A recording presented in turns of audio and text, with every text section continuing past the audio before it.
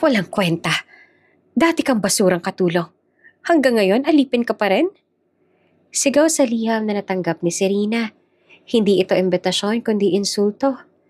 Isang alok na magserbedora sa batch reunion. Ang bagay sa'yo, magdala ng baso, kesa makiupo sa amin. Dagdag pa ng sulat na tila lason. Sa bawat salita, muli siyang ibinaba sa putik ng kahapon. Tinawag na amoy kusina, walang pinag-aralan, at hindi karapat-dapat maging kapantay nila. Ngunit sa hotel na kanilang pinili, isang eksenang hindi nila inaasahan ang sasabog. Lahat ng staff, sabay-sabay na yumuko kay Serena. At doon nagsimula ang tunay na bangungot nila. Bago ka pa lang sa channel neto, ibang kwento ni Ate Jane, istorya mo, ikwento ko. Huwag kalimutang pindutin ang notification bell at subscribe button.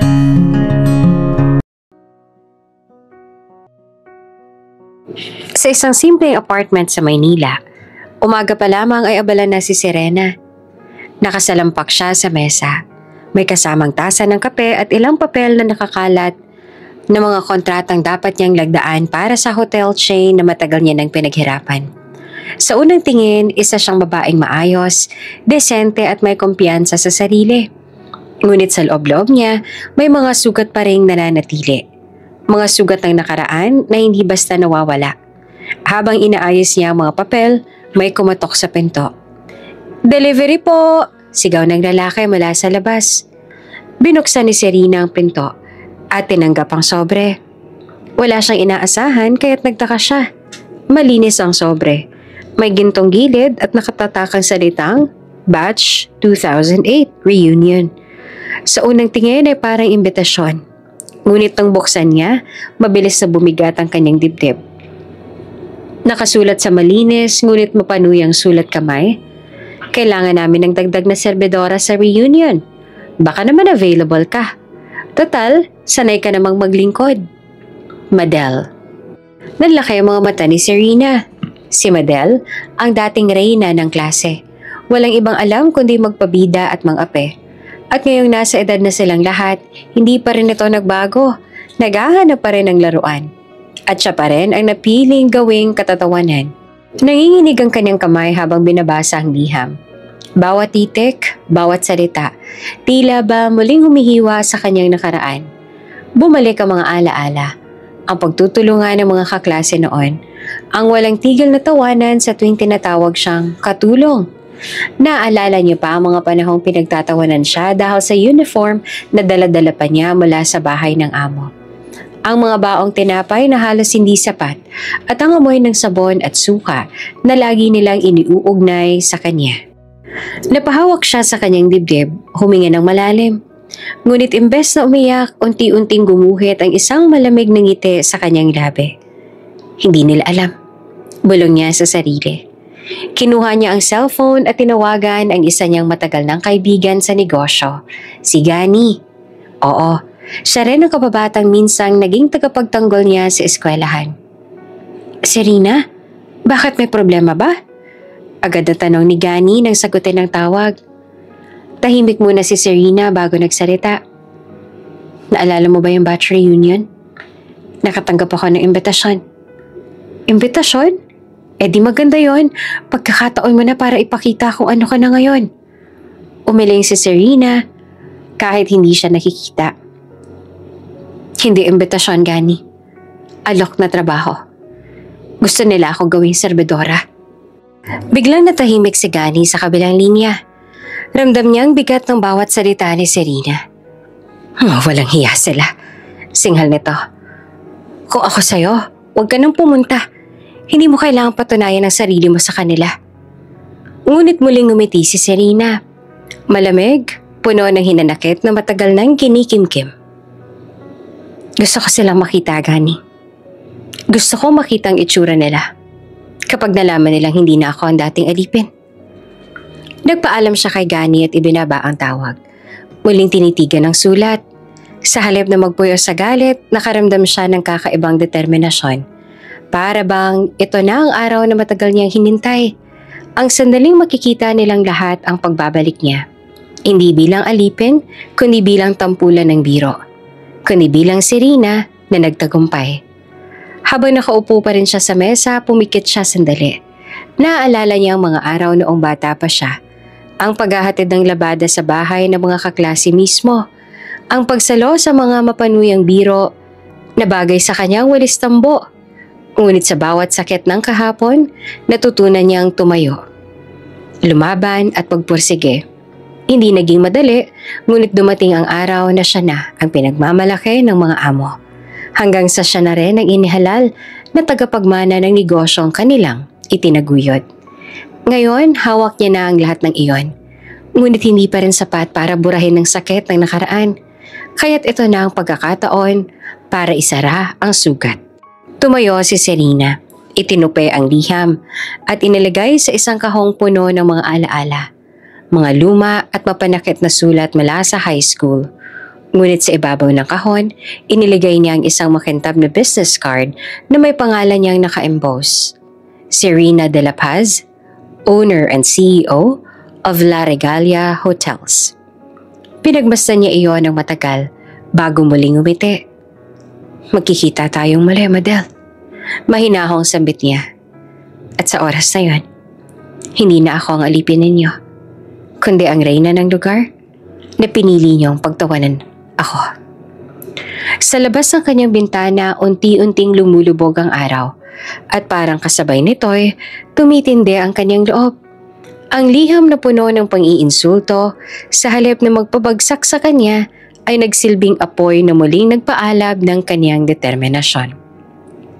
At sa gabing iyon, sa unang pagkakataon matapos ang ilang taon, nakatulog siya ng may ngiti sa kanyang labi. Hindi ngiti ng isang natalo, kundi ng isang mandirigma na handa ng lumaban sa sariling laban. Matapos basahin ang liham, ilang oras ding nakatulala si Serena. Paulit-ulit na pumapasok sa isip niya ang nakaraan. Ang bawat tuksong binitiwan ng mga kaklase, ang pagtawa nila tuwing siya'y napapahiya. Katulong! Amoy suka! Walis ang bagay sa'yo! Ito ang mga salitang nagsilbing marka ng kanyang kabataan. Napapikit siya. Hindi niya namalayang tumulo ang isang luha. Mabilis siyang pinahid. Hindi na ako iiyak sa kanila. Bulong niya sa sarili. Ngunit gaano man niyang itanggi, dama pa rin niya ang bigat ng sugat na iyon. Naglakad siya papunta sa salamin. Tinitigan ang sariling anyo. Maayos ang buhok, malinis ang kutis, desente ang suot. Malayo na sa gusgusing batang palaging inaapi. Ngunit kahit anong ganda ng kasalukuyan, may anino pa rin ang nakaraan na sumusunod. Kaya ko ba silang harapin na hindi nadudurog ang loob ko? Muli niyang kinuha ang liham at binasa ulit.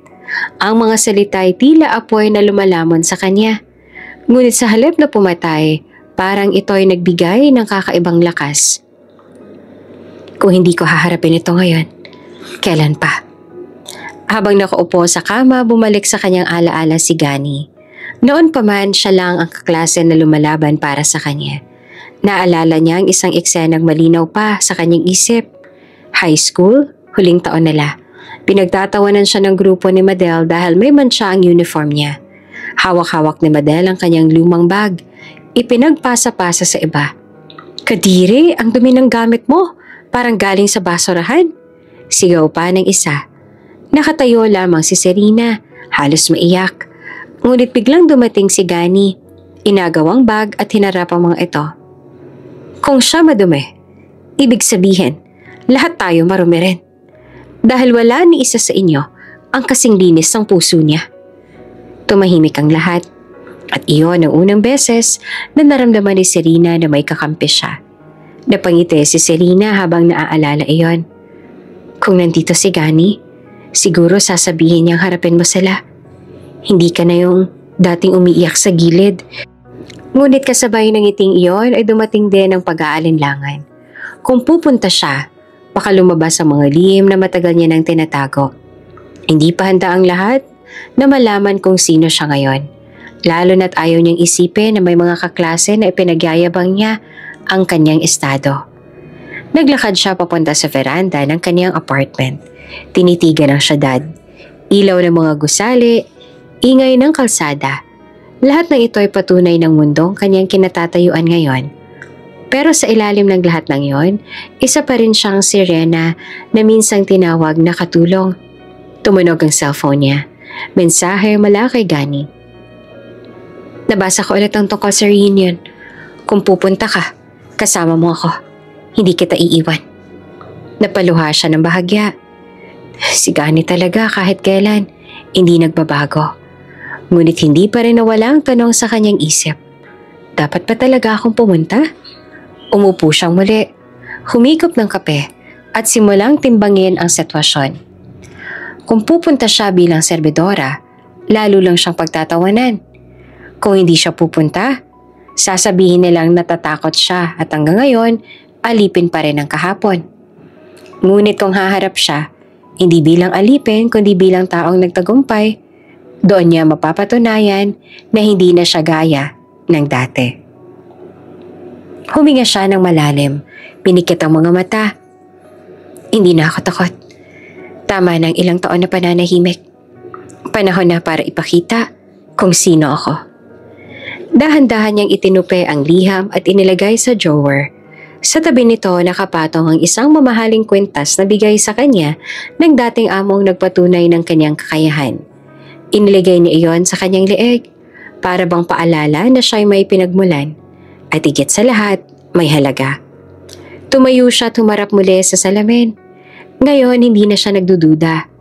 Ngumiti siya at ang ngiting iyon ay hindi na ngiting pilit, kundi ngiting puno ng determinasyon. Pupunta ako, mahinahong sabi niya, pero hindi bilang serbidora. Pupunta ako bilang Serena. Ang Serena na nagbago ang kapalaran. At sa sandaling iyon, parang gumaan ang lahat. Para bang ang lahat ng tinig ng nakaraan na tinatawag siyang katulong ay unti-unti naglaho. Ang natira na lamang ay ang boses ng kanyang konsensya na nagsasabing tama ang kanyang desisyon. Bago matulog, muling nag-vibrate ang kanyang cellphone. Isa pang mensahe mula kay Gani. Kahit anong mangyari, ikaw pa rin ang Serena na ipinagmamalaki ko. Harapin mo sila. Kaya mo yan. Nakangiti siyang nahiga sa kama. Sa unang pagkakataon, hindi na siya nagdududa. Ang dating alipin ng pangungutya, ngayon handa nang maging reyna ng sariling kapalaran. Isang gabi ng Sabado, maliwanag ang mga ilaw sa La Regalia Grand Hotel, ang mismong lugar na pinili ng batch nila para sa engranding reunion. Sa labas pa lamang punong-puno na ng mga mamahaling sasakyan, mga SUV, luxury cars at ilang limousine.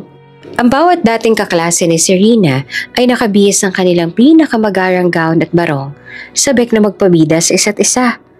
Tahimik naman na pumarada ang itim na kotse ni Serena sa gilid. Pagbaba niya, lahat ng matay na palingon. Nakasuot lang siya ng simpleng itim na bestida. Inilabis na bongga, ngunit elegante at disente. Ang buhok niya ay nakalugay, may kasamang pearl earrings na lalong nagbigay ng klaseng aura. Ngunit sa mata ng mga kaklase niya, hindi iyon sapat para matabunan ang kanilang iniisip na nakaraan.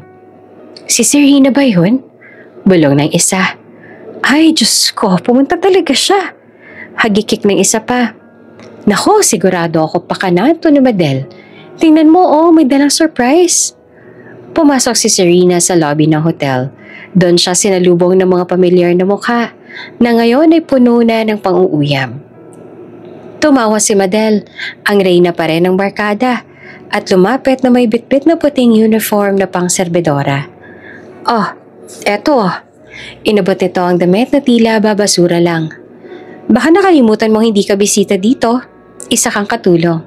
Bagay na bagay sa'yo ang puting apron.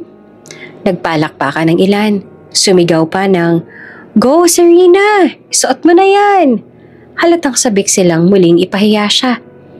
Ramdam naman ni Serena ang biglang pamumulan ng pisngi. Parang sinampal sa harap ng marami. Ngunit sa halip na magalit, ngumiti siya. Isang ngiting hindi nila maintindihan. Tinitigan niya si Madel mula ulo hanggang paa, tsaka mahinahon sumagot. Salamat, pero hindi ko kailangan ng uniform. Marunong na ako magdala ng sarili ko. Tahimik saglit ang paligid bago muling sumabog sa tawanan ang mga kaklase. Para bang hindi nila inindang dignidad ni Serena. Ngunit sa kanyang puso, alam niyang hindi siya basta ang magpapadala. Sa di kalayuan, napansin niya si Gani. Nakasandal ito sa isang poste ng lobby, seryosong nakatitig sa eksena.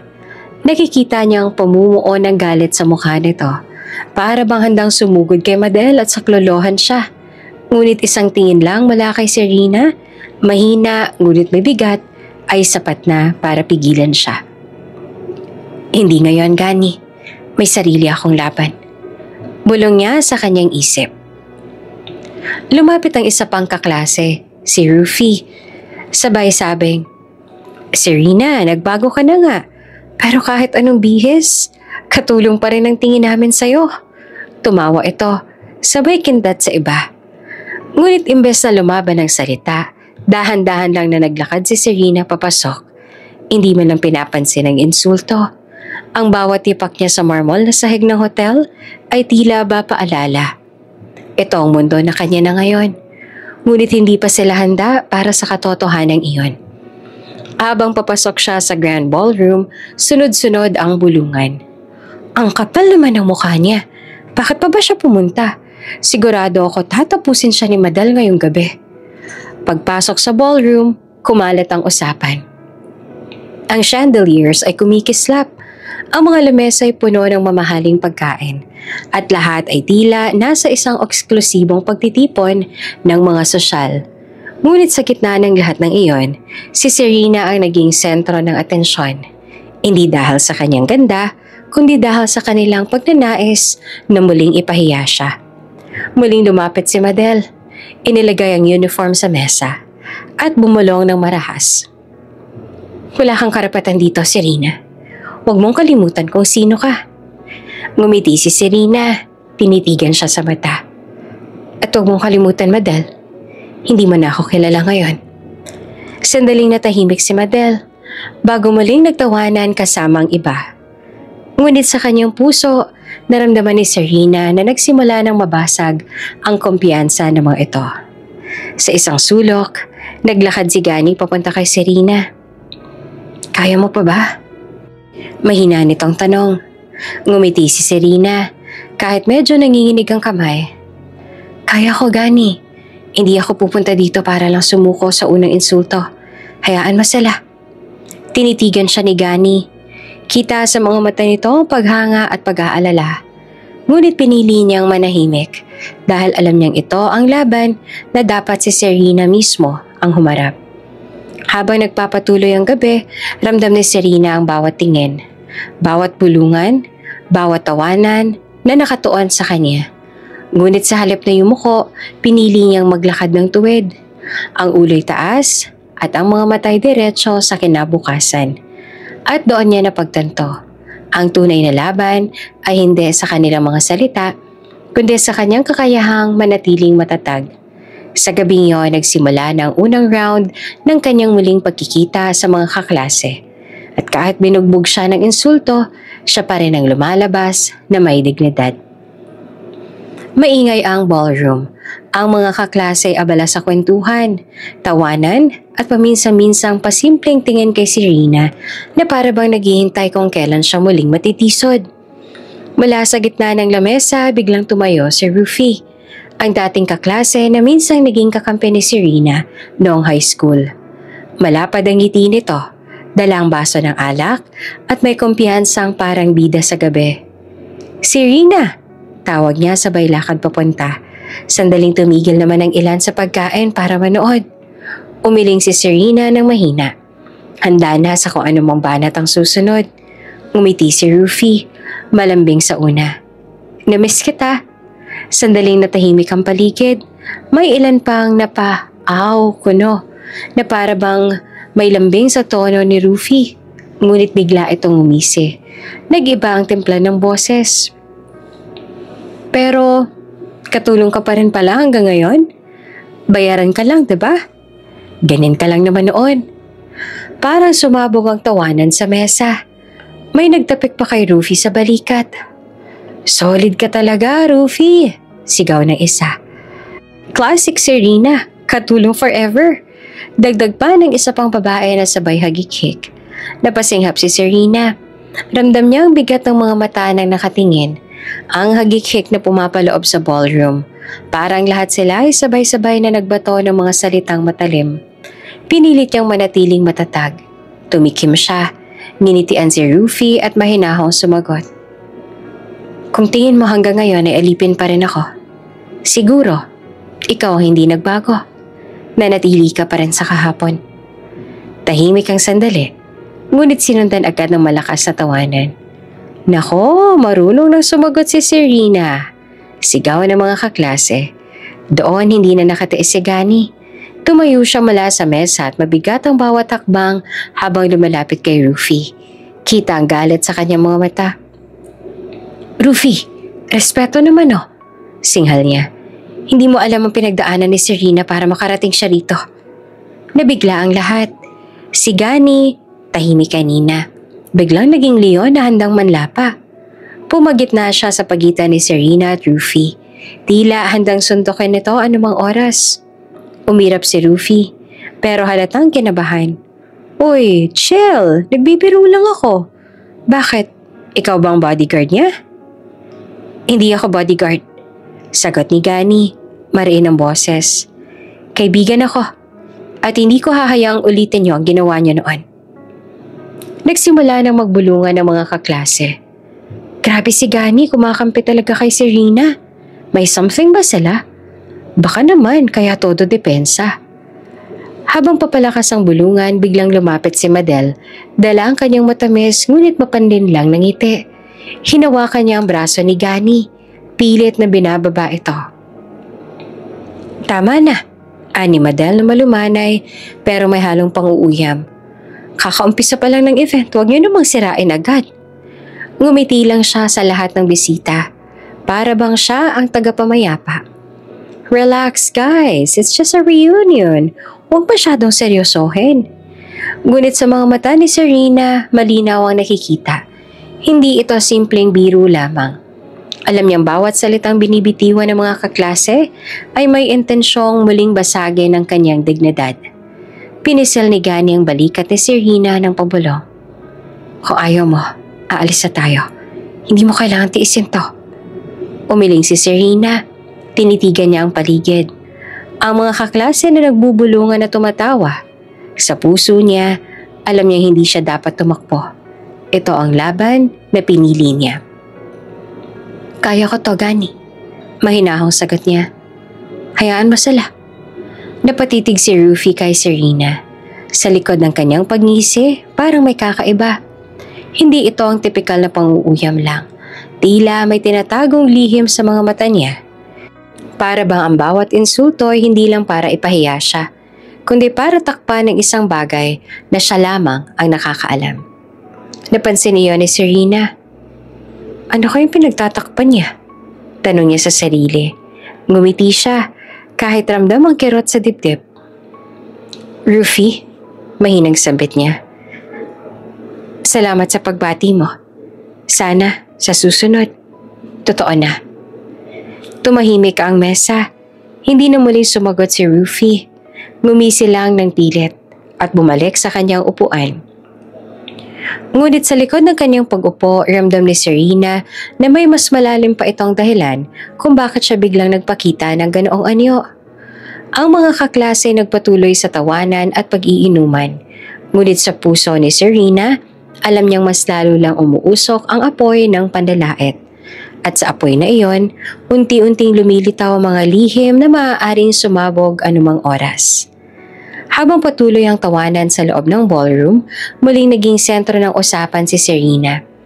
Parang walang katapusan ng banat at biro. Ngunit sa bawat insulto, pilit niyang pinipili ang katahimikan. Biglang tumayo mula sa isang sulok ang babaeng matagal niya nang hindi nakikita, si Clarice. Noon ay kinikilala bilang pinakamatalino sa klase. Palaging nangunguna sa mga exam at laging bida sa mga academic competition. Nakasuot ito ngayon ng pulang bestida. May hawak na wine glass at may kumpiyansang parang siya ang pinakamatagumpay sa lahat. Ngumisi ito at sa isang iglap, naramdaman ni Serena ang bigat ng paningin ng lahat na nakatuon muli sa kanya. Alam mo, Serena, Panimula ni Clarice, may bahid ng pang-aasar. Nakakatuwa ka. Noon pa man, ikaw na ang sakripisyo ng klase. Ikaw ang laging pinapasa ng mga problema. Ikaw ang outlet namin kapag stressed kami. At ngayon, tingnan mo, hindi ka pa rin nagmabago. Tawanan agad ang mga nakapaligid. May nagpalakpakan pa. Perfect stress reliever talaga. Sigaw pa ng isa. Nagpatuloy si Clarice. Mas lumalakas ang boses. Nabubuhay ka siguro sa mga tira-tira ng amo mo, no? Seryoso, Serena. Nakakahiya ka. Ang lakas ng loob mong pumunta rito. Gayong alam mo namang wala kang lugar dito. Parang tumigil ang oras para kay Serena. Ang mga salita ay matatalim. Paulit-ulit na sumasaksak sa kanyang puso. At ang mas masakit, si Clarice na minsang itinuring niyang kaibigan, ngayon ay siya ring nananakit sa kanya. Naalala niya ang mga panahong sabay silang nagbabasa ng libro, nagtutulungan sa assignments at nagtatawanan sa mga simpleng bagay. Lahat ng iyon ay nabura sa isang iglap ng pang-iinsulto. Ngunit pinilit niyang umiti kahit nangingilid ang luha. Clarice, mahinahong sagot niya. Akala ko noon kaibigan kita. Pero ngayon, alam ko na. Ginagawa mo lang akong palabas para patawanin ng iba. Sandaling natahimik ang lahat. Ngunit agad ding binali iyon ni Clarice, na mas lalo pang umisi. Oh, ayan na naman, drama queen. Hindi ka pa rin nagbabago. Kahit saan ka ilagay, Serena, ikaw at ikaw ang magiging katatawanan. Halos mapuno ng tawanan ng paligid. Ngunit bago pa tuluyang mabasag ang loob ni Serena, biglang lumapit si Gani. Hindi na siya nakatiis. Nilapit niya ang sarili kay Serena. Hinawakan ang kamay nito. Mahigpit at kumpiyansa. Tama na, maring sabi ni Gani sabay tingin kay Clarice. Wala kayong karapatang ganyanin siya. Hindi niyo alam kung sino talaga si Serena ngayon. Nagulat ang lahat. Ang tawanan ay napalitan ng bulungan. Ano raw? Sino nga ba talaga si Serena? Bakit parang may alam si Gani? Ngumisi si Clarice, pero halata ang bahagyang pagkailang.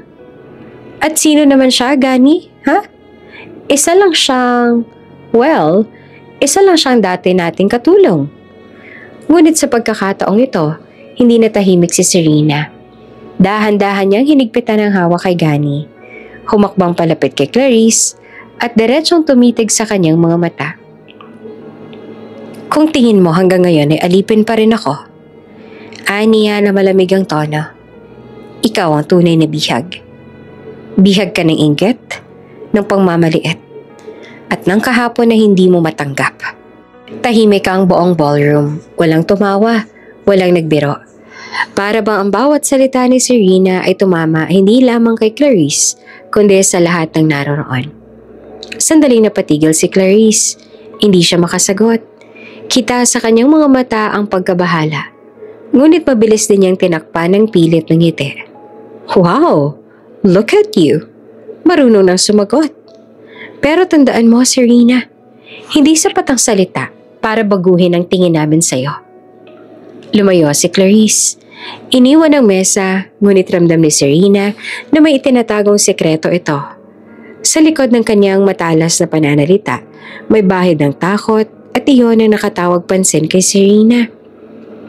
May tinatago si Clarice at hindi magtatagal, lalabas din ang katotohanan. Bulong niya sa sarili. Habang muling bumabalik ang ingay sa ballroom, pinisil ni Gani ang kamay ni Serena. Mahinang nagsabi, Kita mo? Kaya mong harapin sila. Hindi na ikaw ang dating umiiyak sa gilid. Ngumiti naman si Serena, kahit pabigat pa rin ang dibdib. Oo, Gani. Pero ramdam ko, mas marami pong pasabog ang gabing to. At sa sulok ng kanyang isipan, alam niyang mga lihim ng kanyang mga kaklase ay unti-unti nang nabubunyag at siya mismo magiging saksi kung paano iyon babaliktad laban sa kanila. Matapos ang insidente kay Clarice, sinubukan ni Serena na makahanap ng kahit kaunting katahimikan. Umupo siya sa isang gilid ng mesa, malapit sa mga pagkain, at pinilit na huwag patulan ng mga matang nakatuon pa rin sa kanya. Ngunit hindi pa siya halos nakahinga nang lumapit ang isa pang dating kaklase, si Feliza. Si Feliza ay kilalang maarte at palaging mayabang kahit noong high school pa. Anak ng negosyante, palaging may dalang mamahaling gamit at laging nagpapakitang siya ang may pinakamataas na estado sa buhay. At ngayong reunion, hindi nagbago ang kanyang estilo. Nakadiamante ang hikaw, bitbit ang designer bag at may suot pang gintong relo na tila pinapakita sa lahat. "Hoy, Serena!" Tawag ni Feliza na may matinis na boses. "Dito ka lang sa likod. Hindi ka bagay makiupo sa amin. Isa ka lang katulong." Tumawa ang mga nasa mesa at may sumipol pa. "Ayan na naman si Serena. Feeling sosyal." "Baka masanay ka dyan, Feliza. Sanay naman yan magserbisyo, diba?" Napapikit si Serena.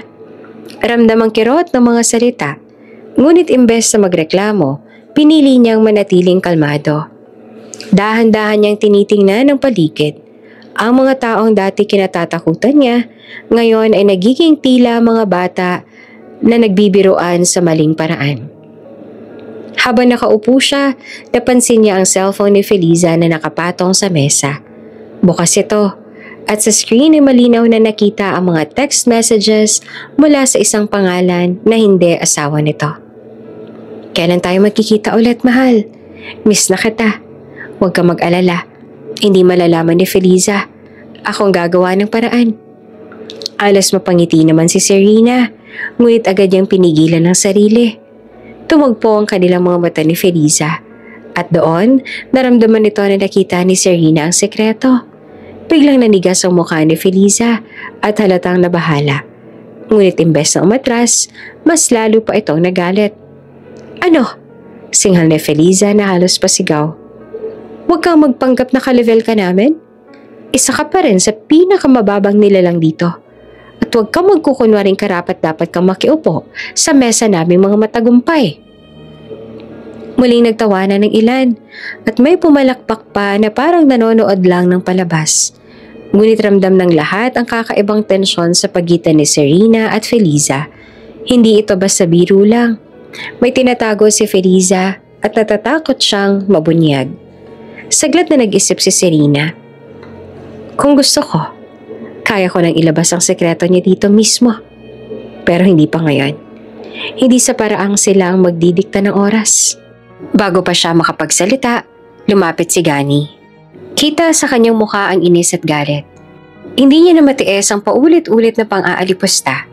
Tumayo siya sa tabi ni Serena, hawak ang balikat nito at malakas na sinabi, "Kung may hindi karapat-dapat dito, Feliza." Hindi si Serena yon. Tahimik ang mesa, biglang natigil ang tawanan. Napatingin ang lahat kay Gani at sa mga mata niya ay malinaw ang tapang at paninindigan. Umirap si Feliza, pilit na tinatakpan ng kaba. "At ikaw? Ano ka ba sa kanya? Bodyguard? Hindi mo ako kayang patahimikin." Ngunit ngumiti lamang si Serena. Pinisil ang kamay ni Gani at mahinahong sumagot. "Hindi niya kailangan maging bodyguard, Feliza. Siya nagpapaalala sa akin na hindi na ako ang dating tahimik at api-apihan. At kung tingin mo, kaya mo pa rin akong itaboy, malaki ang pagkakamali mo." Sandaling natahimik ang lahat. Ang dating tawanan at pangungutya napalitan ng bulungan. Kita sa mga mukha ng ilang kaklase ang pagkabahala. Tila ba nararamdaman nilang hindi na ganoong kadali ang pang-iinsulto kay Serena. Ngunit bago pa sila muling makabangon, biglang nag-vibrate muli ang cellphone ni Feliza. Nakita iyon ang nasa tabi niya at bago pa niya ito maalis, mabilis na nabasa ng ilan ang pangalan na lumabas sa screen. "Uy, sino si Mauro?" Bulong ng isa. "Asawa mo, diba? Si Arman?" Sabat ng iba. Nagkagulo ang mesa. Ramdam ni Feliza ang pamumula ng kanyang mukha at agad niyang kinuha ang cellphone. Itinago ito sa bag. Wala yun. Business partner lang." Sigaw niya. Halatang nanginginig. Ngumiti lamang si Serena, hindi na nagsalita. Hindi niya kailangang ibunyag ang lahat ngayon pa lang. Ngunit malinaw na sa kanyang isip, unti-unti nang nabubuo ang pagbagsak ng mga taong ito at siya mismo magiging saksi kung paano silang babalikan ang kanilang mga lihim. Habang muling bumabalik sa katahimikan ng paligid, mahigpit ang hawak ni Gani sa kamay ni Serena.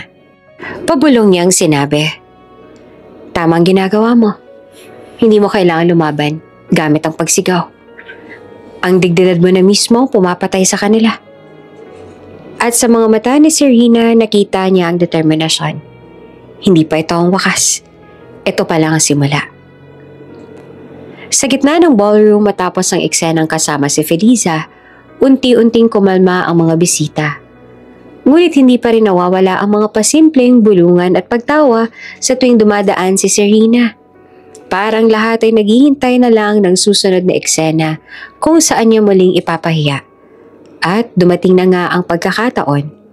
Mula sa kabilang mesa, lumapit si Janelle, ang dating pinakamatinding bully ni Serena noong high school. Matangkad pa rin ito, nakasuot ng mamahaling suit, ngunit halata sa kilos, ang dating yabang. May hawak siyang baso ng alak at lumisi ng papalapit. "Serena," aniya na tila malumanay. "Pasensya na ha, sa lahat ng ginawa ko noon." Nagulat si Serena. Hindi niya inaasahan ng ganitong panimula. Napatitig siya sa mga mata ni Janelle at pilit hinahanap ang senseridad. Ngunit bago pa man siya makasagot, biglang may dumating na waiter dala ang tray ng inumin. Walang pasintabi, kinuha ito ni Janelle at biglang inihulog sa sahig. "Oops!" sigaw niya sabay tawa. "Ayan, pulutin mo na. Katulong ka naman, 'di ba?" Halos sabay-sabay na nagtawanan ng mga klase. May pumalakpak, may nag-video pa ng eksena sa cellphone. Classic Serena. Bagay sa kanya, maglinis ng kalat. Ramdam ni Serena ang bigat ng hiya. Parang bumalik siya sa nakaraan. Sa classroom kung saan siya pinagtatawanan. Sa mga sulok kung saan siya laging naiiyak mag-isa. Humihigpit ang kanyang dibdib. Nanginginig ang mga kamay. Ngunit pinilit niyang manatiling matatag. Dahan-dahan siyang yumuko. Hindi para pulutin ang baso, kundi para pigilan ang sarili na masaktan. Ngunit bago pa siya makagalaw, biglang sumugod si Gani. "Enough!" sigaw nito na malakas at mariin. Lahat ng tao ay natahimik. Lumuhod si Gani mismo sa harap ng sahig. Kinuha ang baso at pinunasan ang natapong alak gamit ang sariling panyo. Walang hiya, walang takot. "Ako maglilinis," mariing sabi ni Gani habang nakatingin kay Janelle. Hindi niyo siya alipin. Nagulat ang lahat. Ang ilang kaklase ay natahimik. Ang iba na may nagbubulungan. Si Janelle, halatang nahiya ngunit pilit pang nagisi. "Grabe naman bro, joke lang yon. Ang OA mo naman." Tumayo si Gani hawak ang baso. Mariing tumitig kay Janelle. "Kung biro yan para sa'yo, para sa kanya hindi. Dahil taon-taon, ginawa niyang biro ang buhay niya. At ngayong gabi, akala niyo ba wala na siyang karapatan para lumaban?" Tumahimik ang buong ballroom. Kahit si Madel ay pansamantalang hindi nakapagsalita. Dahan-dahan namang tumayo si Serena. Hawak ang kamay ni Gani para pakalmahin ito. "Tama na, Gani," mahina niyang sabi. "Hindi sila worth it." Ngunit sa loob-loob niya, hindi niya mapigilang maalala ang mga panahon nung bata pa sila. Naalala niya kung paano siya laging tinutulak ni Janelle sa gilid ng koridor, kung paano tinatapon ang kanyang bag, at kung paano siya tinatawag na katulong ng lahat. At sa bawat pagkakataon, si Gani ang sumasalo. Siya ang laging handang ipagtanggol siya kahit na masaktan. Ngayon, naroroon na naman si Gani at muling pinaparamdam sa kanya na hindi siya nag-iisa. Humugot ng malalim na hininga si Serena at hinarap si Janelle. "Kung totoo ang sinasabi mong sorry kanina, sana pinanindigan mo. Pero dahil ginamit mo lang yon para muling ipahiya ako, mas lalo lang kitang naaalala bilang duwag." Natahimik si Janelle. Hindi siya makasagot. May ilan pang kaklase ang nagbulungan. Tila napahiya rin sa ginawa nito. Ngumiti si Serena. Mahina ngunit matatag. "Hindi ko kailangang pulutin ang baso mo, Janelle. Dahil matagal ko nang pinulot ang sarili kong dignidad at hindi mo na yan kayang basagin. Tumayo siya ng tuwid, taas noo, habang si Gani nakatayo sa tabi niya. Tila handang maging pader laban sa lahat ng susunod na insulto. Ang tawanan ng mga kaklase ay unti-unting humupa at napalitan ng kakaibang katahimikan. Sa gabing iyon, ramdam ni Serena na kahit papaano, isang maliit na tagumpay ang kaniyang nakuha. Hindi lang dahil napahiya si Janelle, kundi dahil pinili niyang hindi bumaba sa anpas ng kaniyang mga kaaway. At sa kanyang puso, muling sumilay ang pag-asa. Kung kaya kong harapin si Janelle, kaya kong harapin ang lahat ng iba pa. Habang abala pa sa pagbibiro at pagbabalat kayo ang karamihan, napansin ni Serena ang isang mukha na mula kanina pa'y tahimik. Si Mary Paz, ang dating muse ng klase. Kung noon ay palaging nasa gitna ng atensyon, nakasuot ng pinakabagong damit at tinuturing na parang diyosa ng campus, ngayon ay parang kakaiba ang aura niya. Tahimik siyang nakaupo sa isang sulok, halos hindi nakikihalubilo sa iba. Hindi naman iyon nakaligtas sa mga matang mapanuri ng mga kaklase. May ilan nang nagbubulungan. Si Maripaz ba yan? Bakit parang haggard? Hindi na siya tulad ng dati. Hindi halata na siya ang muse noon. Tahimik si Serena. Pinagmasdan lang siya. May halong awa at pagtataka. Bigla na lang sa gitna ng pag-uusap ng lahat, isang babae na mga 5 taon ng edad ang tumakbo papasok sa ballroom at diretso kay Maripaz. Yumakap ito ng mahigpit. "Mama, gutom na ako." Wika ng bata, walang pakundangan. Sapat para marinig ng lahat. Parang sabay-sabay na napalingon ang mga kaklase. Tahimik ng ilang segundo bago nagsimula ang mga bulungan. May anak na pala siya. Single mom? Nakakahiya naman. Sa reunion pa talaga lumabas. Sa halip na palakpakan o pagsuporta, ang mga dating kaibigan ni Maripaz ay biglang umiwas ng tingin. Parang wala silang pakialam. Ang iba ay tumawa pa ng pasarkastiko. Akala ko siya ang muse. Ngayon may pitpit na bata? Pambihira. Namula ang mukha ni Maripaz. Pilit niyang tinakpan ng bata. Halos silahin nito palayo. Ngunit naroon na ang mga tingin ng lahat. Kita sa kanyang mga mata ang hiya at ang pagbasag ng imaheng itinayo niya noon. Dahan-dahan lumapit si Serena. Sa kabila ng mga sugat na natamo niya sa kamay ng mga kaklase, hindi niya matiis na makita ang isa na naman nilang dating kaklase na ginagawang katatawanan. Lumapit siya at mahinahong tinawag. Ate Maripaz, halika. Umupo tayo. Huwag mong pansinin ang mga yan. Sandaling lumuwag ang mukha ni Maripaz. Parang nakahinga ng kaunti. Ngunit agad din itong naligas. Tinitigan niya si Serena. At sa harap ng lahat ay malamig na sumagot. Huwag mo akong idamay, Serena. Mas mababa ka pa sa akin. At least ako may anak. Ikaw wala. Parang sinampal si Serena ng paulit-ulit. Ramdam niya ang bawat salita. Lalo na't galing iyon sa taong akala niya ay makakaramay kahit kaunti. Tahimik ang buong paligid at ang mga kaklase. Imbes na makisimpatya, lalo pang natuwa sa bagong eksenang nabuo. Ayan na naman, magkaaway na sila. Ayan, ang saya na ng reunion natin. Pinilit ni Serena na manatiling kalmado. Huminga siya ng malalim, ngumiti ng tipid at tumingin sa bata. Yumuko siya para kausapin nito. Huwag ka mag-alala, iha. May pagkain doon sa buffet. Sabay tayong kumuha mamaya, ha? Ngumiti ang bata. Para hindi ramdam ang bigat ng paligid. Ngunit si Maripaz nanatiling malamig. Parang nais pa rin itulak palayo si Serena. Naroon naman si Gani nakatingin mala sa di kalayuan. Kita niya ang sakit sa mukha ni Serena. Ngunit pinili nitong huwag sumingit. Alam niyang si Serena mismo ang kailangang humarap sa ganitong sitwasyon. Dahan-dahang umupo si Serena. Pinili niyang huwag gumante ng masakit na salita. Ngunit sa puso niya, ramdam ang lalim ng hiwa. Kahit sa oras na ito, mas pipiliin pa nilang saktan ako kaysa makahanap ng kakampi. Bulong niya sa sarili. Habang nagbabalik ang tawanan sa mesa, napansin ni Serena ang mata ni Maripaz. Puno ng pagod at takot. At doon niya naunawaan ang malamig na salita ng kanyang dating kaklase ay hindi lamang insulto, kundi pagtatakip sa kahinaan. May tinatago rin siya. May sugat din siya. Ngunit pinili niyang manahimik.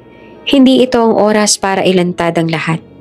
Sa mga mata ng iba, si Serena na naman ang napahiya.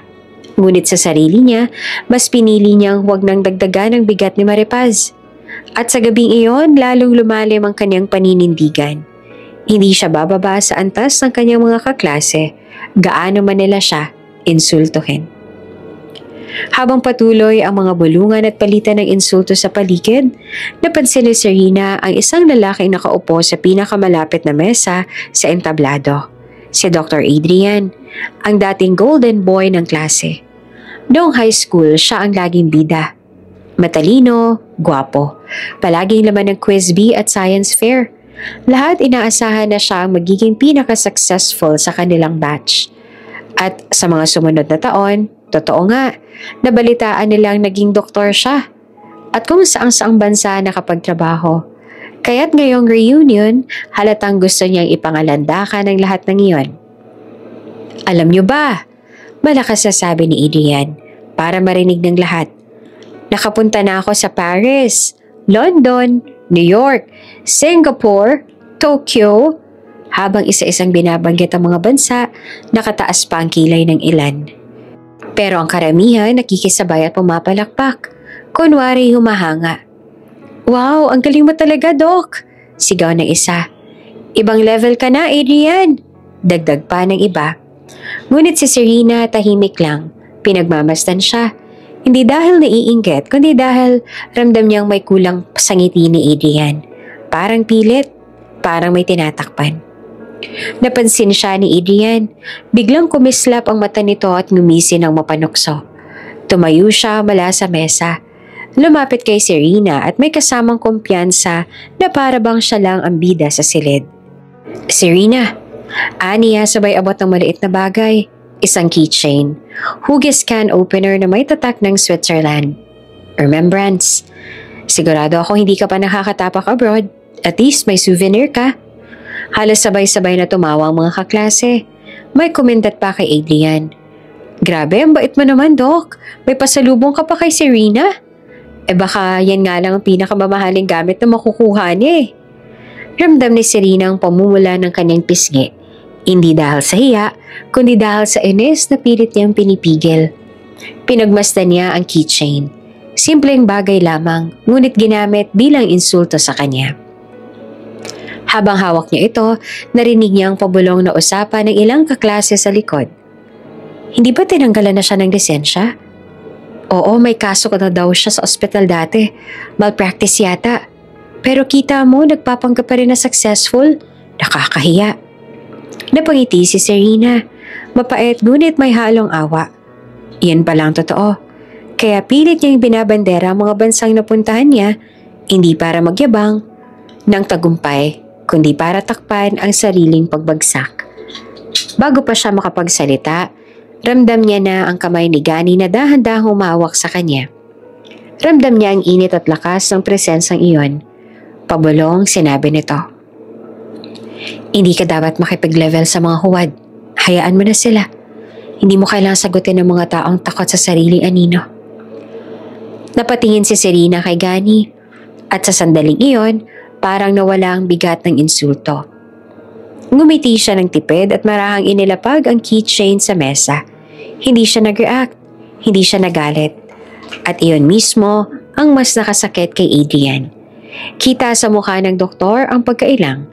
Hindi niya nakuha ang reaksyon na inaasahan. Hindi siya napikon, hindi siya napahiya. Bagkos, parang mas lalo siyang naging maliit sa mata ng lahat dahil sa tahimik na lakas ni Serena. Naramdaman ng mga kaklase ang tensyon. Ang ilan pilit pang tumawa, pero hindi na tulad kanina. Parang may kakaibang aura si Serena na hindi nila maipaliwanag. Isang presensya na hindi madaling basagin.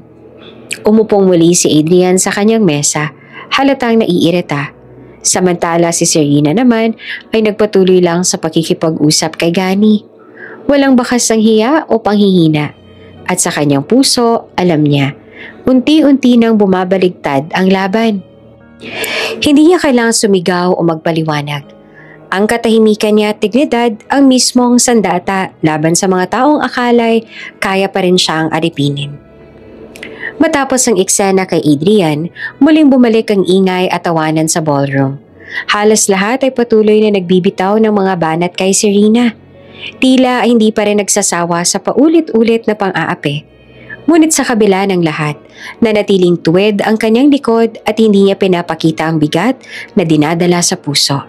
Sa kalagitnaan ng tawanan, biglang nagsalitang mula sa kabilang mesa si Agnes, ang dating pinakamahiyain sa klase. Noon, halos hindi marinig ang kanyang boses sa recitation at palaging nasa dulo ng silid, nakayuko, takot sa mga bully. Ngunit ngayon, ibang-iba na siya. Naka-corporate attire na elegante ang dating. May kumpiyansa sa bawat salita at kilala na bilang isa sa mga batang abogado sa Maynila. Mga kaklase, malakas niyang sabi para marinig ng lahat. Hindi niyo ba napapansin? Sobra ng ginagawa niyo kay Serena. Saglit na natahimik ang mesa. Si Serena mismo bahagyang nagulat. Si Agnes, ipinagtatanggol ba ako? Ngumiti si Agnes at tumingin kay Serena. Serena, gusto mo ba? Sabihin mo lang kung sino ang gusto mong sampahan ng kaso. Libre na ang serbisyo ko. Ngunit bago pa man makaramdam ng ginawa si Serena, agad na dinugtungan ni Agnes. Tulad mo, hindi mo naman ako ma-afford, diba? Sumabog ang tawanan ng mga kaklase. Grabe si Agnes, savage. Abogada na kasi ngayon yan kaya astig na. Solid punchline. Parang sinampal ulit si Serena sa harap ng lahat. Napayuho siya sandali. Ramdamang hiya, ngunit habang nakatingin siya kay Agnes, may napansin siyang kakaiba. Isang mapait na ngiti. Hindi ito ngiting pang-aasar, kundi parang may ibang ibig ipahiwati. Bakit ganito ang ngiti niya? Parang babala. Napatingin si Serena kay Gani na naroon pa rin sa tabi niya. Pabulong ito nagsabi, "Huwag mong seryosohin. Hindi lahat ng salita dito ay totoo." Ngumiti si Serena, pilit at nagpapasalamat sa kanyang sarili na may kasamang Gani. Ngunit sa loob-loob niya nagsimulang magtanong, anong ibig sabihin ni Agnes? Bakit parang gusto niya akong tulungan? Pero kailangan niyang itago sa biro? Nagpatuloy ang usapan ng mga kaklase. Si Agnes bumalik sa kanyang mesa at muling naging tahimik. Ngunit bago siya tuluyang umupo, dumaan siya malapit kay Serena at saglit na tumingin. Isang tingin na hindi kayang dinlangin ng kahit sinong nakamasid. Isang tingin na parang nagsasabing, maghintay ka. Hindi lahat laban mo ay mag-isa mong haharapin. Ngunit syempre, sa harap ng lahat, iba ang dating. Parang isa na namang insulto ang tumama kay Serena. Naramdaman niya ang mabigat na tingin ng iba. Ang mga ngising nanuluya at ang bulungan ng mga taong walang ginawa kundi ipamukha ang kahapon. Ang kapal ng mukha niya. Gusto pang magpa-defend. Kahit libre, sayang oras ng abogado. Naku, hindi bagay. Ngunit imbes na lumaban, ngumiti si Serena ng mahina. Hindi siya nagpatinag. Sa kanyang puso, alam niyang may mas malalim pang nangyayari kesa sa nakikita ng karamihan. Habang dumadaloy ang gabi, nakatingin siya mula sa kanyang mesa. Pinagmamasdan si Agnes na seryoso sa pakikipag-usap sa ilang kaklase. Paminsan-minsan napapatingin ito sa kanya at sa bawat pagkakataon, naroon muli ang ngiting iyon. Mapait, ngunit puno ng pahiwatig. Hindi man malinaw kay Serena kung ano ang pakay, isa lang ang sigurado. May mga taong hindi lahat ay kaaway. May ilan na nakatali lang sa sitwasyong pilit silang pinapakitang kabilang sa mga mapang-ape. Ngunit sa ilalim ng maskara ay may ibang kwento. At sa oras na iyon, ramdam ni Serena na darating din ang panahon na mas mauunawaan niya ang motibo ni Agnes. Ngunit para sa gabing iyon, kailangan niyang manatiling matatag. Kahit gaano kasakit ang mga salitang pilit ibinabato sa kanya. Sa tabi niya, marahang hinawakan ni Gani ang kanyang kamay. Pabulong, muli nitong sinabi, hindi mo kailangang patulan ng lahat. Ang katahimikan mo ang mas nakakabasag sa kanila. Ngumiti si Serena at sa kabila ng lahat ng sakit nararamdaman niya ang lakas mula sa simpleng paghawak ng taong naniniwala sa kanya. At doon niya muling inihanda ang sarili dahil alam niyang mas marami pang pagsubok at insulto ang darating. Pero alam din niya, unti-unti, isa-isa ring mabubunyag ang mga lihim ng kanyang mga kaklase. Matapos ang eksena kay Agnes, muling nag-ingay ang ballroom. Tawanan, halakhakan at kantsawa na para bang ang gabi ay walang katapusan sa pang-aapi at pagbibida ng bawat isa. Ngunit sa gitna ng kasiyahan, may isang hindi nakikisabay. Si Rodel, ang dating tahimik at simpleng kaklase na noon ay laging nasa likod lang ng silid. Nakaupo siya sa pinakadulo ng mesa. Halos hindi nakikisalamuha. Hawak niya ang isang bote ng alak. Nakatitig dito na para bang iyon lang ang kausap niya. Maputla ang kanyang mukha at halatang wala sa ayos ang kanyang sarili. Napansin iyon ni Serena habang abalang iba sa pagtatawanan ng mga biro tungkol sa kanya. Ang mga mata niya na may nakatuon kay Rodel. May kung anong bigat na naramdaman siyang nagmumula rito. Narinig niya itong bumulong, halos pabulong na sinambit. Wala nagsilbing buhay ko. Bago pa man siya makapag-isip, biglang tumayo si Rodel. Iniwan ang mesa at mabilis na lumabas ang ballroom. Nagkagulo ang ilan. Uy, saan pupunta yon? Pakalasing lang. Drama king, nagpapapansin lang siguro. Sa halip na seryosohin, pinagtawanan lang ng karamihan ang nangyari. May ilan pang sumipol at nagbiro na baka mag-suicide ko no. Ngunit si Serena, hindi mapakali. Tumayo siya agad mula sa kanyang upuan. Sandali, susundan ko siya, sabi niya. Napatingin ang lahat, mas lalo pa siyang pinagtawanan. Nako, ayan na naman si Serena. Rescuer mode. Feeling superhero. Sarili nga niya, hindi niya mailigtas. Hindi niya na iyon pinansin. Sa puso niya, alam niyang may mas malalim na pinagdaanan si Rodel, kahit pa siya ang iniinsulto. Hindi niya kayang talikuran ng isang taong halatang naghihirap sa loob. Habang palabas siya ng ballroom, naramdaman niya ang isang kamay na pumigil sa kanyang braso. Si Gani iyon. Mahigpit, puno ng pag-aalala. Serena, mariin niyang sabi, huwag ka nang lumabas. Hindi mo kailangang iligtas ang lahat. Hindi mo kailangang akuin ang bigat nila. Nagtagpo ang kanilang mga mata. Ramdam ni Serena ang init at tapat na malasakit ni Gani. Ngunit ramdam din niya ang bigat ng damdaming matagal nang itinatago ng kaibigan. Pero Gani, sagot niya na mahinahon ngunit matatag. Kung hindi ko siya susundan, baka wala nang bukas para sa kanya. Alam mo kung gaano kahirap ang mawala ng pag-asa. Ayokong hayaan siyang tuluyang lamunin ng dilim. Sandaling natahimik si Gani. Kita sa mukha niya ang pag-aalala. Ngunit kasabay nito ang pag-usbong ng damdaming hindi niya na kayang itago. Dahan-dahan niyang hinigpitan ang hawak sa kamay ni Serena at mahinang bumulong. Hindi mo kailangang iligtas ang lahat, Serena. Pero ikaw ang kailangan kong iligtas. Parang tumigil ang oras. Sa gitna ng lahat ng gulo at tawanan sa loob ng ballroom, ang mga salitang iyon ang pinakamalakas na narinig ni Serena. Tumibok ng malakas ang kanyang puso at hindi niya alam kung paanong sasagot. Ngunit sa halip na magtagal sa sandaling yon, marahan niyang inalis ang kamay niya. Salamat, Gani. Pero hayaan mo akong gawin to. Hindi ko kayang baliwalain siya. Napabuntong hininga si Gani, halatang pinipigilan ng sarili. Sige, pero hindi kita hahayaang mag-isa. Sasamahan kita. Magkasabay silang lumabas ang ballroom. Iniwan ang mga kaklaseng abala sa tawanan. Sa hallway ng hotel, narinig nila ang malakas na yabag ni Rodel. Sinundan nila ito hanggang makarating sa labas. Sa gilid ng fountain na maliwanag dahil sa ilaw ng hotel, naroon naman si Rodel. Nakaupo sa malamig na marmol. Hawak pa rin ang bote ng alak at nakayuko. Nang makita sila ay natawa ito ng mapait. Bakit? Dito niyo pa ako gustong pagtawanan? Umiling si Serena, dahan-dahang lumapit. Hindi, Rodel. Gusto ko lang malaman kung ayos ka lang. Hindi ako ayos, sigaw nito. Lahat kayo, Iniwan ako. Akala niyo ba naging magandang buhay ko? Hindi. Wala akong trabaho. Iniwan ako ng asawa ko. At ngayon, hindi ko na makita ang anak ko. Kaya ano pang silbi ng buhay na to? Natahimik si Serena. Ramdam niya ang lalim ng sugat ni Rodel. At doon niya lalo pang naintindihan ang reunion na ito.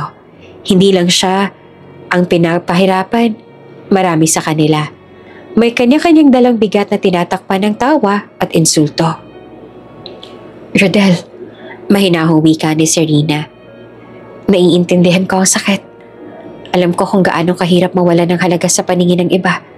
Pero maniwala ka, hindi mo kailangang sukuan ang sarili mo. Dahil may mga taong handang makinig. Kahit ngayong gabi, ako yun. Napatitig si Rodel kay Serena. At sa unang pagkakataon, tumulo ang luha nito. Tahimik lang si Gani, nakatayo sa tabi nila. Ngunit sa kanyang mga mata, nakita ni Serena ang paghanga. Hindi dahil matapang siyang humarap sa mga kaklase, kundi dahil may pusong hindi natutong tumalikod kahit sa mga taong hindi niya ka-close. Serena, mahina niyang bulong habang pinagmamasa nito. Kaya pala, kahit gaano ka nila sinaktan, mas pinipili mong manatiling buo dahil mas malaki ang puso mo kaysa sa kanila. Nagtagpo ang kanilang mga mata at sa sandaling iyon, naramdaman ni Serena ang mainit na damdamin ni Gani. Damdaming matagal nang naghihintay ng pagkakataon. Ngunit pinili niyang huwag munang sagutin. Ang gabi ay may mas mahalagang misyon, ang pigilan si Rodel sa pagguho. At sa ilalim ng mga ilaw ng hotel, 3 silang nakaupo. Isang sugatang kaklase, isang pusong handang umunawa, at isang kaibigang matagal nang nagmamahal ng palihim. Matapos ang tensyon sa pagkawala ni Rodel, muling bumalik si Serena at si Gani sa ballroom. Tahimik ang paligid. Ngunit hindi pa tapos ang gabi para sa mga kaklase na lang sabik pang ipahiya siya. At gaya ng inaasahan, si Madel, ang reyna ng barkada at utak ng lahat ng pangiinsulto, ay muling kumilos. Tumayo siya sa gitna, hawak ang microphone na parang host ng isang palabas. Mga kaklase, malakas niyang sabi. Handa na ba kayo sa isang espesyal na sorpresa ngayong gabi? Wow! Ano yan, Madel? Sigaw ng iba. Sure na masaya yan. Tumawa si Madel at saka tinuro si Serena. Ladies and gentlemen, I present to you ang ating serbedora para sa gabi, si Serena. Mabilis na bumukas ang projector sa screen sa likod ng entablado. Isa-isang lumabas ang mga lumang litrato ni Serena noong high school. Nakasuot ng luma at kupas na uniform. Pawisan na habang naglalaba. Nagbubuhat ng mga bayong at may suot pang apron ng katulong. Dati kang alipin, sigaw ni Madel sabay tawa. At ngayon, alipin ka pa rin ng kahirapan. Parang kulog ang tawanan ng mga kaklase. May pumalakpak, may sumipol, may nagsigawan ng insulto. Ang cute mo, Serena. Bagay pa rin sa yung uniform ng katulong. Classic look. Hindi ka na talaga nagbago. Ramdam ni Serena ang bigat sa kanyang dibdib. Para siyang hinubaran sa harap ng lahat. Muling binabalik sa panahong wala siyang kalaban-laban. Ang mga larawang yon, matagal niya nang kinalimutan. Ngunit ngayon ay binabalik ng isang taong walang ibang hangarin kundi ipahiya siya. Si Gani hindi na nakatiis. Tumayo siya mula sa mesa at mabilis na lumapit kay Madel. Kita ng kanyang mga mata ang naglalagablab na galit. Madel, tama na. Sobra ka na. Ngunit bago pa siya makalapit, mabilis na hinawakan ni Serena ang braso niya. Gani, wag. Mahinahong sabi niya. Pero Serena, sigaw pa ni Gani, nanginginig sa galit. Ginagawa ka nilang palabas. Hindi mo kailangan tiisin to. Ngumiti si Serena kahit nangingilid ang luha. Hayaan mo sila. Hindi nila alam na sa bawat insulto nila, mas lalo lang akong pinapatitibay. Napatitig si Gani sa kanya. Kita ang paghanga at sakit sa mga mata. Gusto niyang labanan ng lahat, pero nire-respeto niya ang desisyon ni Serena. Kaya't imbes sa sumugod, nanatili siya nakatayo sa tabi niya. Handang sumalo kung sakaling tuluyan siyang masaktan. Samantala, patuloy naman si Madel sa kanyang palabas. Pinapakita niya ang isa pang larawan ni Serena. Nakaupo ito sa sahig habang naglalaban ng maruruming damit. Tingnan niyo to. Ito ang Serena na kilala natin. Ang babaeng walang ibang alam kundi ang maglinis at mag-alaga ng bata ng iba. Muli, nagpalakpakan na tawanan ng sagot ng mga kaklase. Ang ilan ay nag-selfie pa sa harap ng projector. Ginagamit ang litrato ni Serena bilang background. Ngunit sa gitna ng lahat ng iyon, nakatayo lamang si Serena ng tuwid. Tinitingnan ang bawat larawan at imbes na ikahiya, unti-unting naging apoy sa kanyang loob. Oo, eto ako noon. Pero hindi na ako yun ngayon. At balang araw, makikita ninyo kung gaano kalaking pagkakamali ninyo. Kinuha niya ang baso ng tubig sa mesa, uminom at gumiti ng tipid. Ang mga kaklase inis pa, lalo na't hindi siya nagwala. Ang kapal ng mukha niya, hindi affected. Baka nag-feeling strong lang. Ngunit sa puso ni Serena, ramdam niya na malapit na ang oras. Ang lahat ng insulto at panlalait na ibinato sa kanya ngayong gabi ay nagiging gasolina. At kapag dumating ang tamang panahon, ito ay magiging apoy na tutupok sa kanilang lahat. Bumalik si Madel sa gitna, hawak pa rin ang mic at nagpatuloy. Mga kaklase, palakpakan naman natin ang ating serbidora. Hindi ba't siya ang nagbibigay ng kulay sa gabi natin? Palakpakan, tawanan, sigawan. Ngunit sa isang sulok ng ballroom, hindi lahat ay nakikisabay. May ilan na tahimik, may ilan na nagtataka, at may ilan na halatang nagsisimula ng mapagod sa paulit-ulit na pang-aalipusta. Ngunit syempre, natatakot silang magsalita laban kay Madel, dahil baka sila naman ang pagtawanan. Habang unti-unting humuhupa ang tawanan, tiningnan ni Serena si Gani. Ramdam niya ang bigat ng pag-aalala nito. Ngunit mas ramdam niya ang lakas na ibinibigay ng kanyang presensya. Magtiwala ka lang. Mahinang bulong niya. Hindi matatapos ang gabi na ito ng ganito lang.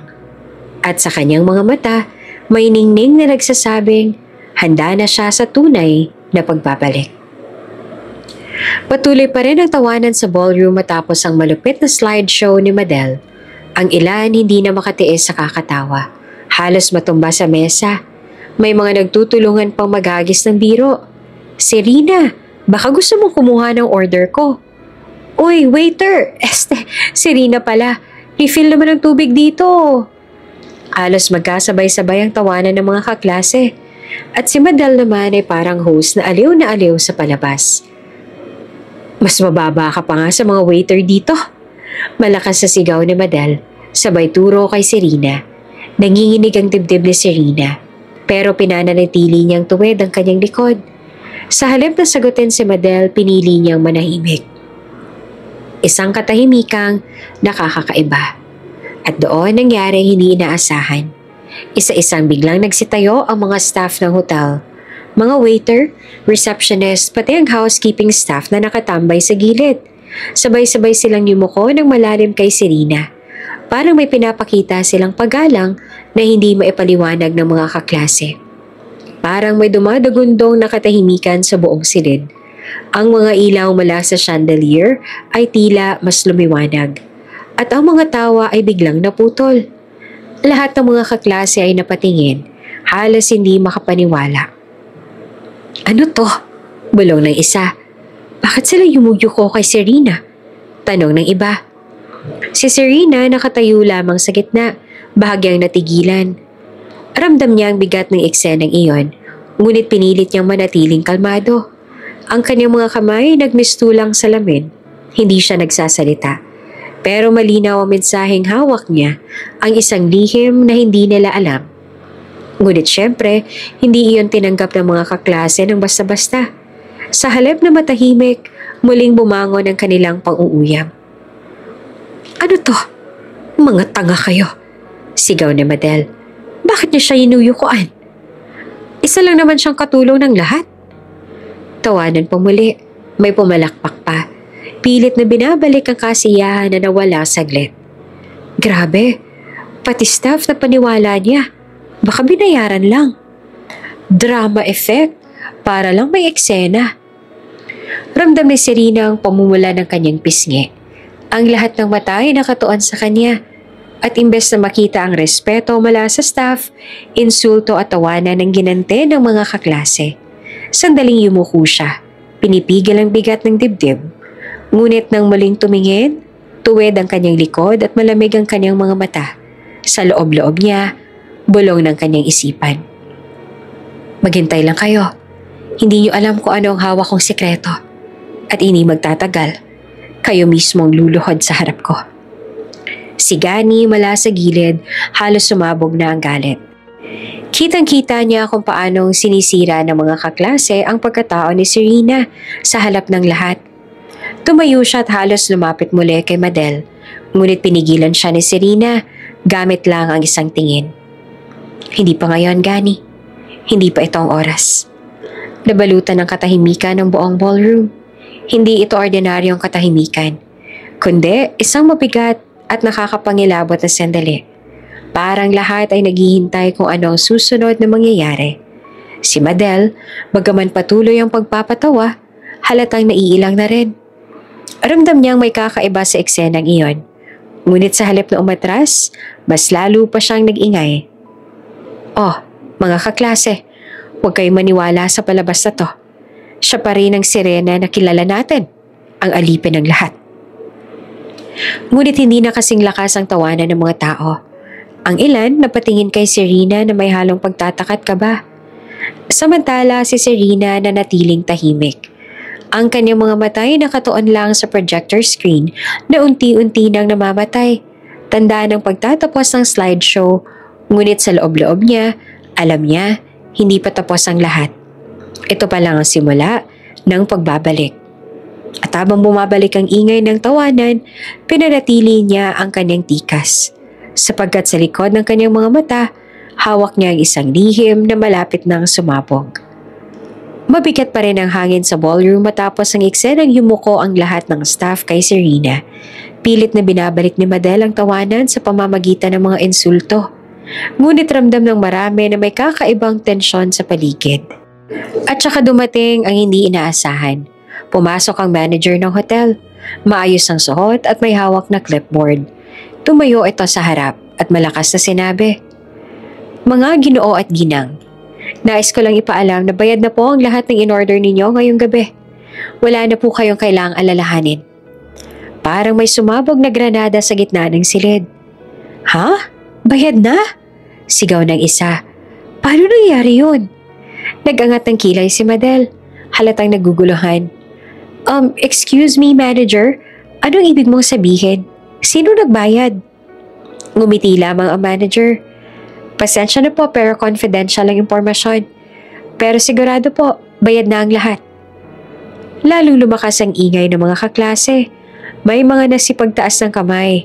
Nagtatawa na, nagtuturo. "Baka si Rufy. May pera yun noon. Huwag niyo ngang lokohin, baka si Adrian, galing abroad yan. Hindi kaya si Carlo? Lagi namang nagyayabang na mayaman daw sila." Isa-isang naglabasa ng hinala. Halos mag-away na sa dami ng pangalan na tinutukoy. Ang iba, nagbibiro pa. "Baka si Gani, kasi crush niya si Serena noon pa man, diba?" "Pwede, lagi nakasunod, baka siya nga talaga." Natawa ang ilan. Ngunit hindi si Gani. Nakatitig lang siya kay Serena. At sa kanilang titigan, parang may lihim silang pinapasa sa isa't isa. Samantala si Serena ay nananatiling kalmado. Tahimik siyang umupo. Walang kahit anong pahayag.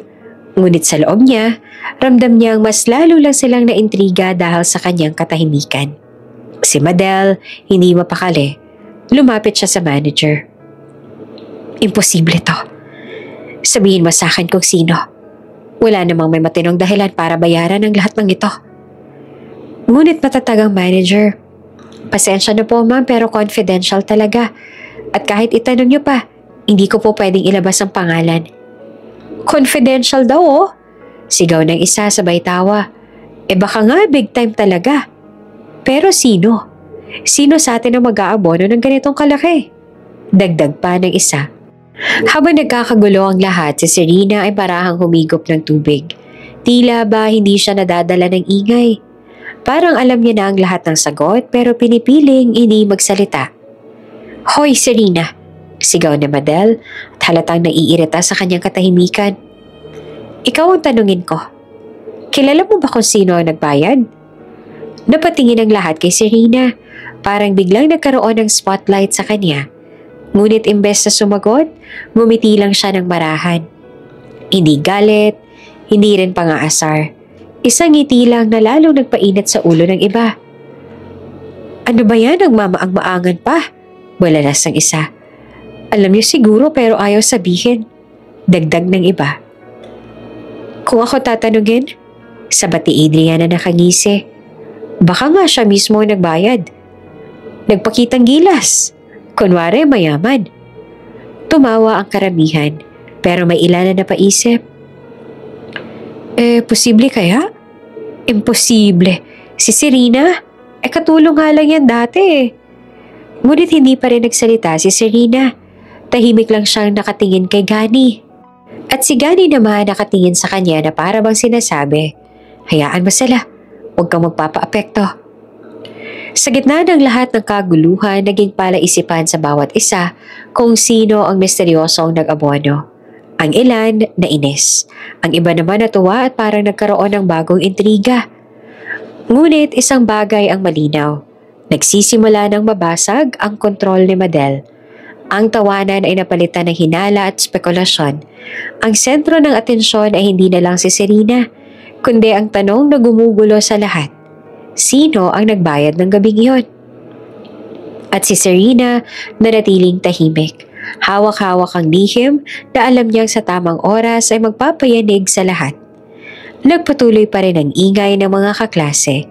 Kanya-kanyang hula kung sino ang mag-aabono para sa gabing yon. Halos magkahalo naman ang tawanan at sigawan. At si Madel halatang hindi mapakali. Gusto niyang kontrolin muli ang atensyon, pero dumulas na sa kanya ang spotlight. Biglang bumukas ang pinto ng ballroom. Pumasok si Carlo. Nakangisi, nakataas ang dibdib na parang bida sa pelikula. Suot ang mamahaling blazer na halatang ipinahiram lang ng pinsan. Pero pilit niyang pinapakita na siya ay galing sa high society. "Mga kaklase!" Malakas niyang sigaw. "Tama na nga ang hula ninyo. Ako ang nagbayad ng lahat ngayong gabi." Napatingin ang lahat sa kanya. Saglit na katahimikan bago sumabog ang palakpakan at tawanan. "Wow, Carlo! Ikaw palang big time! Solid ka, tol! Ikaw na talaga! Akala namin wala kang pera. Biglang hotel owner pala." Tumawa si Carlo at lalo pang tumaas ang kanyang kumpiyansa. "Alam niyo ba?" Patuloy niya. "Pamilya namin ang may-ari ng hotel na to. Kaya natural lang na wala ng problema sa gastos. Para sa inyo, mga kaklase." Nagpalakpakan pang muli ang iba. Ang mga nakainom na, lalo pang nagsisigawan. Ngunit hindi lahat ay kumbinsido. Sa likod ng tawanan may mga bulungan. "Hindi ba anak lang siya ng manager dito? Hindi naman siya tagapagmana, di ba? Baka ginagamit lang ang pangalan ng pamilya para sumikat." Narinig ni Serena ang mga bulungang iyon. Hindi na siya nagulat. Kilala niya si Carlo noon pa. Mahilig ito sa palabas, sabik sa atensyon at gagawin ang lahat para mapansin. Napailing siya at saka marahang umiti.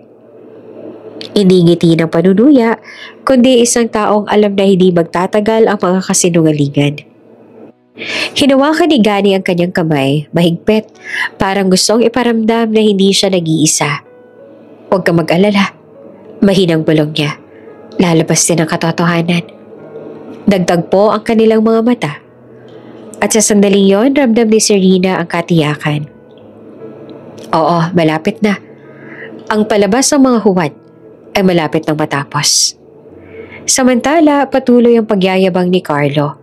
Kinuha pa niya ang mikropono mula kay Madel at nagsimula ng mahabang talumpati.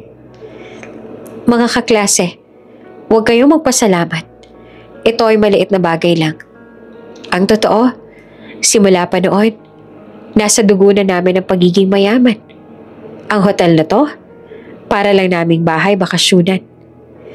Tawa na naman ang karamihan. Ngunit sa isang sulok, muling nagsalita ang isa sa mga kaklase. Halos pabulong pero narinig ng marami. Kung talagang sa pamilya nila to, bakit noon pa lang hindi niya binabanggit? Baka naman nagpapanggap lang. Muling bumigat ang hangin. Kahit anong pagyayabang ni Carlo, hindi mawala ang pag-aalinlangan sa mga mata ng ilan. Si Serena na natiling tahimik. Hindi niya kailangang kontrahin si Carlo. Hindi niya kailangang patunayan ang sarili sa mga oras na yon, sapagkat alam niya, darating ang sandali na ang lahat ng kasinungalingan ay madudurog sa harap ng katotohanan. Pinagbasta niya si Carlo at sa likod ng kanyang isip, bulong niya sa sarili. Magpakasawa ka muna sa spotlight. Pero tandaan mo, hindi lahat ng ilaw ay para sa'yo. May oras na ako naman ang nasa gitna at hindi niyo yun kayang pigilan. Ang gabi nagpatuloy na may halong tawanan at bulungan. Ang ilan patuloy na humahanga kay Carlo. Ang iba nagsisimula ng magduda.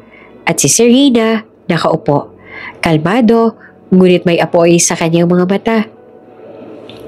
Nang maramdaman ni Madel na unti-unti nawawala ang atensyon sa kanya dahil sa kayabangan ni Carlo, mabilis siyang kumilos para muli siyang sentro ng lahat.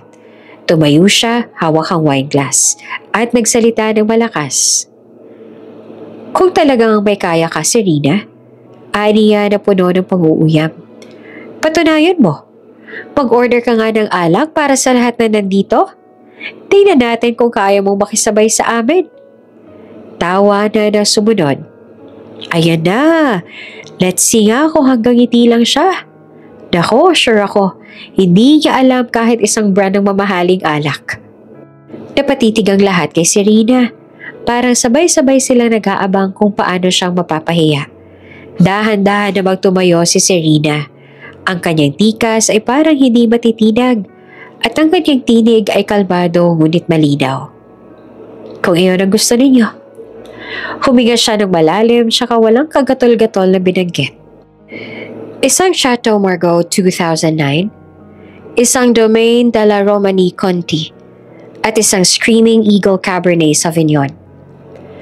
Parang may sumabog na katahimikan sa buong ballroom. Lahat ng ulo ay napalingon.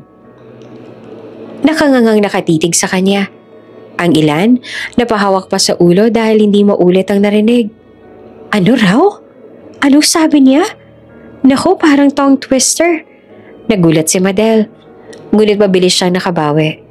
Tumawa siya ng malakas, halatang pilit. Wow! Natutunan niya yan sa mga amo niya. Pati pagbabanggit ng mamahaling alak, kinaya. Nagtawanan muli ang iba. Ngunit ramdam ni Serena na may ilan nang hindi natawa, kundi mas lalong nagtataka. Makalipas ang ilang minuto, dumating ang waiter na may dalang 3 bote. Maingat itong inilapag sa mesa, kasama ang menu na may presyo. Nang makita ng ilan ang halaga, halos mabitawan nila ang kanilang baso.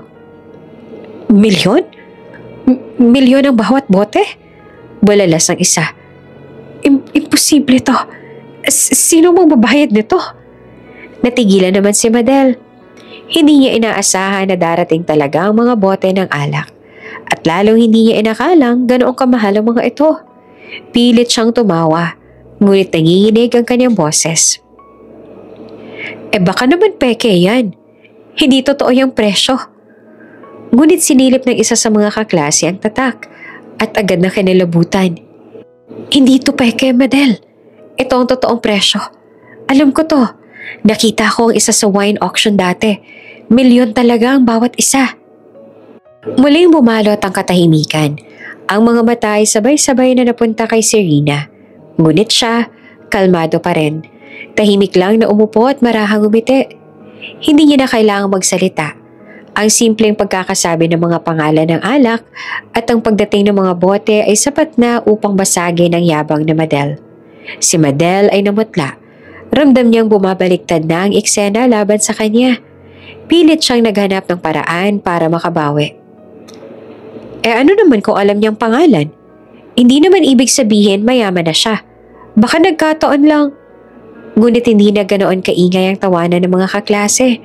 Ang iba tahimik na. At ang iba naman nagbubulungan. Paano niya alam yun? Bakit parang sanay siya? Imposible na puro tsamba lang. Hinigpitan ni Gani ang hawak sa kamay ni Serena. Nakikita mo na? Unti-unti na silang nababasag. Huwag kang mag-alala. Malapit na. Napatingin si Serena kay Gani at ngumiti. Ang kanyang mga mata'y kumikislap na parang may tinatagong lihim. Oo, malapit na. At sa gabing yon, isang hakbang na lang at tuluyan ng mabubuwal ang trono ni Madel. Sa huling pagkakataon, sinubukan ni Madel na muling magpatawa. Oh, mga kaklase, huwag kayong maniwala agad. Si Serena, katulong pa rin yan. Ngunit wala nang pumalakpak, wala nang sumipol. Ang ilan nagsimulang umiwas ang tingin. At ang iba na may halatang nahihiya na sa pinapanood nila. At doon nagsimula ang pagbagsak ni Madel.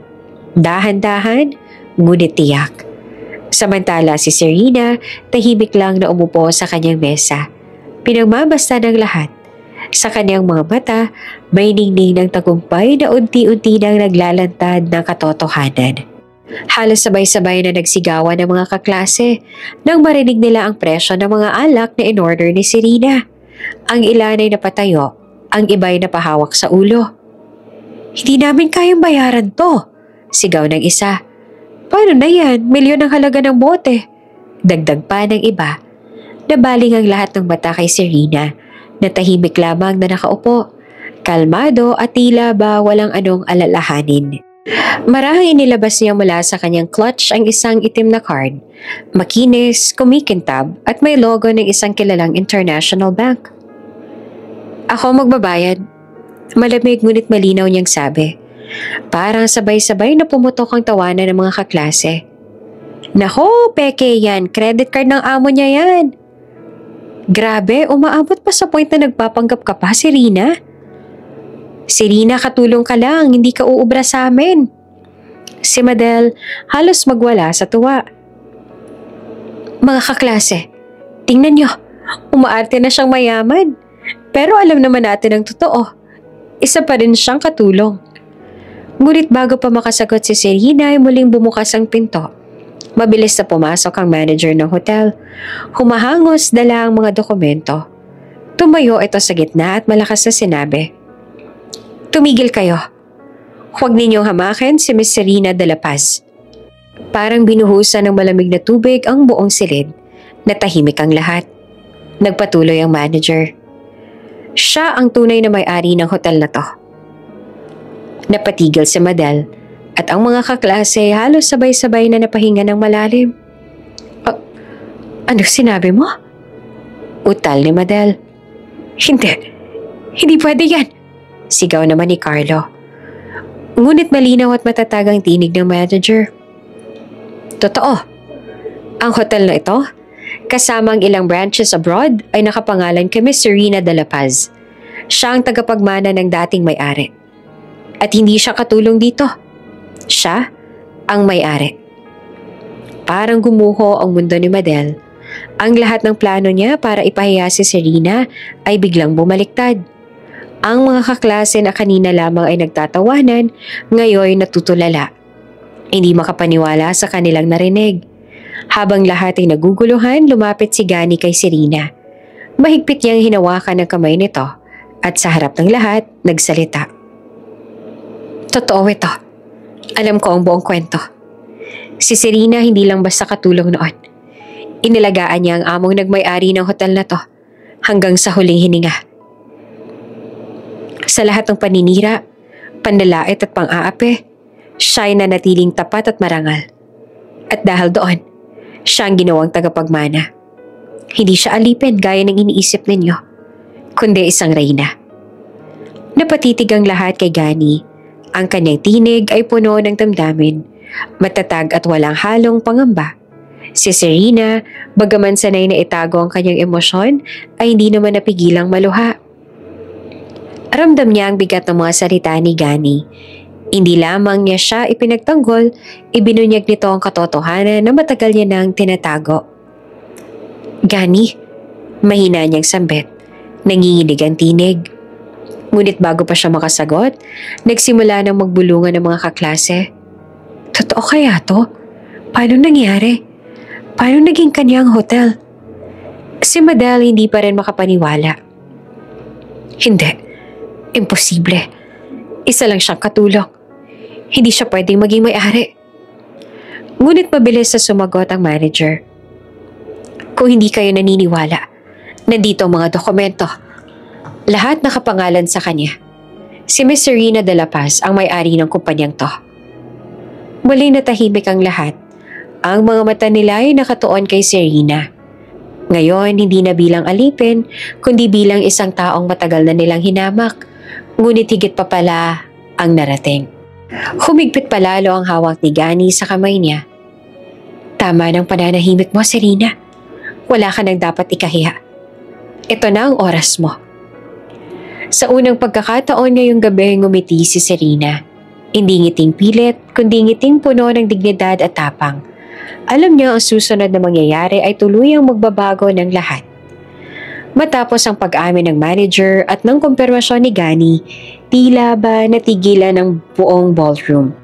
Ang mga kaklase na kanina lamang ay nagtatawanan, ngayon nakatunganga. Hindi makapaniwala sa katotohanang narinig nila. Si Serena, ang tinatawag nilang alipin, ay may-ari pala ng hotel na kanilang pinagtatawanan. Tahimik siyang tumayo. Kita sa bawat hakbang ang tikas at dignidad. Ang mga mata niya ay malamig ngunit puno ng ningning. Hindi na siya ang Serena na kanilang hinamak, kundi isang babaeng muling bumangon. Ngunit bago pa tuluyang tumahimik ang lahat, biglang nagsalita si Serena. Alam niyo ba kung bakit pilit akong pinapahiya ni Madel ngayong gabi? Napatigil ang lahat. Si Madel biglang namutla. Ano na namang pinagsasasabi mo, Serena? Ngumiti si Serena, malamig. Simple lang. Para malihis ang atensyon sa tunay niyang lihim. At saka siya nagbigay ng hudyat sa staff. Biglang umandar muli ang projector sa screen na kanina'y ginagamit para sa slideshow ng kanyang mga lumang litrato. Ngunit ngayon, ibang larawan na ang lumalabas. Isa-isang lumitaw mga pictures ni Madel. Magkahawa kamay, magkasama sa kotse.